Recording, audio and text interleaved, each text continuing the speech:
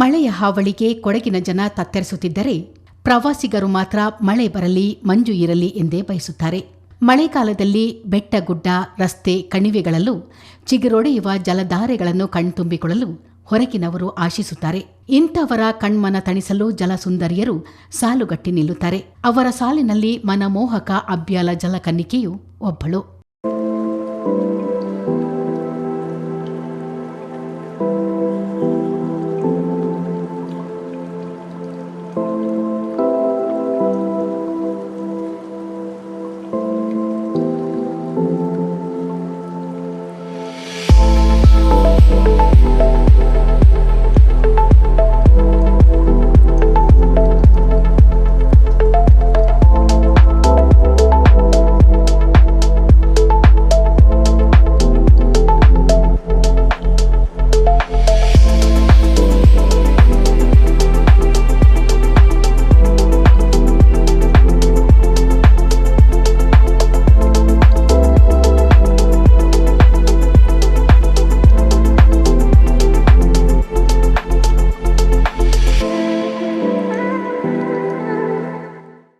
ಮಡಿಕೇರಿಯಿಂದ ಚೆಟ್ಟಳ್ಳಿ ಮಾರ್ಗವಾಗಿ ಪಯಣ ಬೆಳೆಸುವವರಿಗೆ ಈ ಕೆಡೆಗಳಲ್ಲೂ ಹಸಿರು ಚಿಮ್ಮುವ ತೋಟಕಾಡುಗಳು, ಹಾವಿನಂತೆ ಬಳಕಿ ಮುನ್ನಡೆಯುವ ರಸ್ತೆ, ತಲೆ ಮೇಲಿನ ಗುಡ್ಡ, ಕೆಳಗಿನ ವಿಶಾಲ ಗದ್ದೆ ಬಯಲುಗಳು ಪಯಣಕ್ಕೆ ಒಂದಿಷ್ಟು ಮುದ ನೀಡುತ್ತವೆ. ಇದರ ಜೊತೆಯಲ್ಲೇ ನಿಮಗೆ ಅಬ್ಯಾಲ ಸುಂದರಿಯೂ ಎದುರಾಗುತ್ತಾಳೆ.